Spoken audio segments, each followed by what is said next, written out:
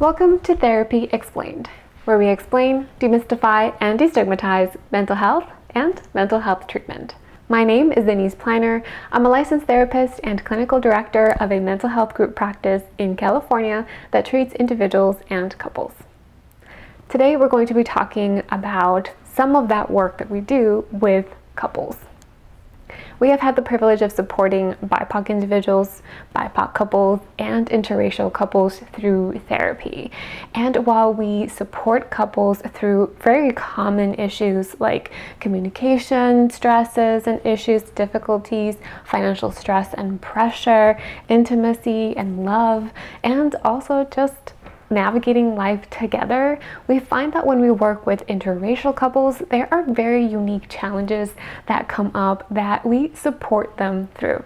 If you are in an interracial relationship, you might notice that there are some points of tension, miscommunication, misunderstandings, and sometimes you aren't really sure where it even came from. And it might make it even more difficult to deal with some of the other things like managing intimacy and love, family, and other forms of communication, money issues.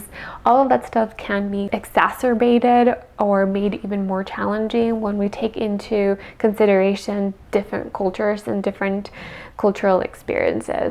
Each of the challenges that we'll be sharing today, of course, require their own space to be processed and explored, and each of your own human experiences will also be different. So the best place to process these challenges is in couples therapy and individual therapy if that is also possible.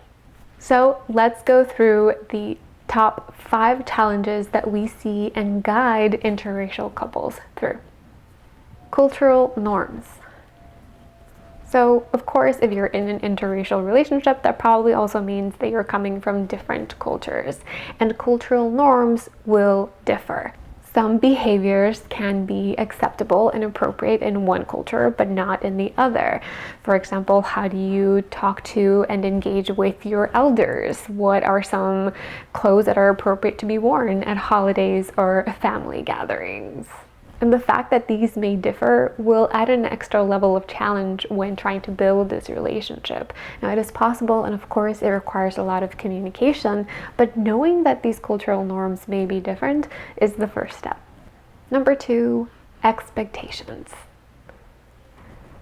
You'll find that you each, and maybe even your own separate families, will have different expectations of what your relationship should mean, should look like, and what each of your roles are in a relationship. Because you come from different cultures, there may be that difference in expectation. And again, knowing that there might be a difference is what can prompt us to be able to address it and talk about it before it becomes a misunderstanding. Number 3, family. Speaking of family, families may have different roles in your relationship depending on your culture. Your parents and siblings might be more or less involved in that relationship, and that might be normal and expected. Your extended families might also be a bigger part of your lives as a couple, and how is that going to be navigated will also require acknowledgement that there is a difference and a conversation about what they are and how you can work together to make sure to find a balance that works. Number 4, different languages. Literally, you might also be speaking very different languages, and that leaves room for misunderstanding and miscommunication. When we are translating to a different language, whether it's from the language of our country of origin or from our parents, and then translating to the one that you both share, which might typically be English, there might be something that is being lost in translation. Some words might mean more or might have a completely different meaning to each of you. And being able to understand what those differences are can help reduce the amount of miscommunication or misunderstanding between you. And of course, if your parents, grandparents, extended family don't speak the same language as your partner, then that might also be another thing and dynamic to have to navigate. How can you help bridge that and create meaningful relationships when people in the family, in the extended family, speak different languages? And number 5, privilege and race. Okay, I left the easiest one for last. Just kidding. I know this is probably the most challenging and scariest and uncomfortable conversation to have, but talking about privilege and differences in our experiences, our human experiences based on our race, especially when we are talking about living here in the United States, it's not for the purpose of saying, you have it easier. It's not about a competition as much as it is about learning to see, validate, and appreciate your partner's experience.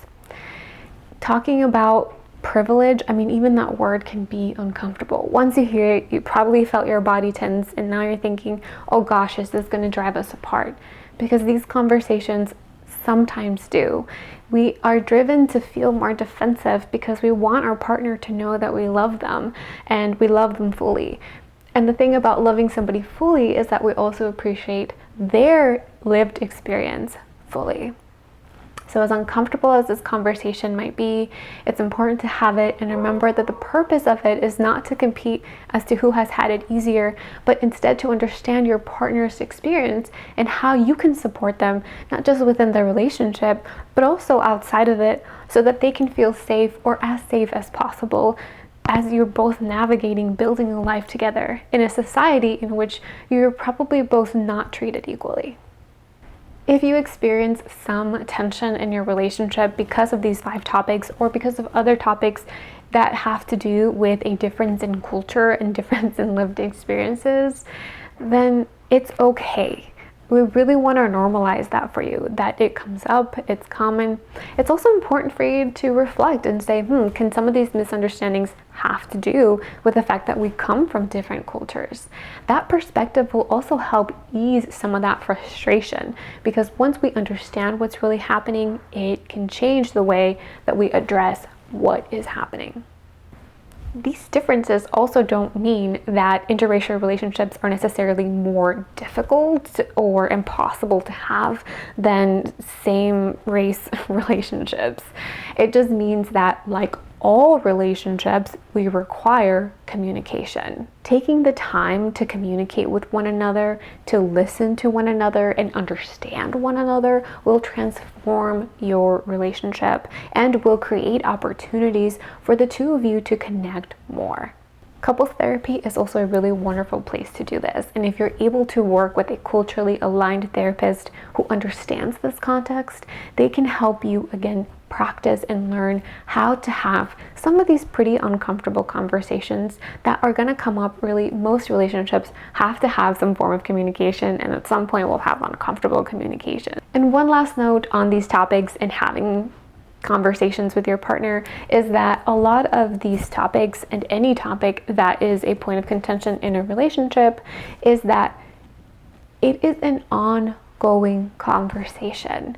Nothing that comes up in a relationship is a one time, it's over, we'll never talk about it again kind of situation. If there's something that's bothering you, it might most likely take time to work through it, to talk to one another, to figure out and problem solve.